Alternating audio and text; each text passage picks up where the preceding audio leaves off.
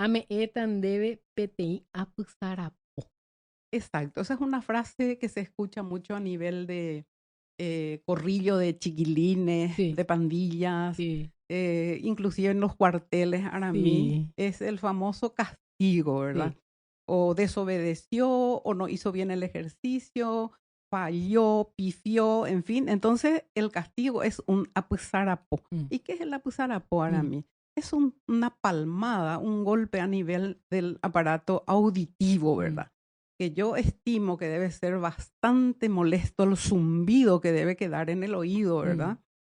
Y aparte que sinceramente considero que debe ser peligroso porque se puede dañar el claro, tímpano. claro que sí. Y yo creo que ocurrieron algunos casos, ¿no? Los Mm. cuarteles ya hoy día creo que ya prácticamente no se utiliza ese, No están muy... pero antiguamente sí se escuchaba mucho que era clásico, la pusarapo que recibían los Y entre reclutas, los ¿verdad? compañeritos también famoso el En la apuzarapo escuela. al pasar y Sí, eso los que... mitaía cajatá, y Sí, betenía pusarapo, o si mm, no, pea peo faltajina betenía pusarapo. total. Así mismo.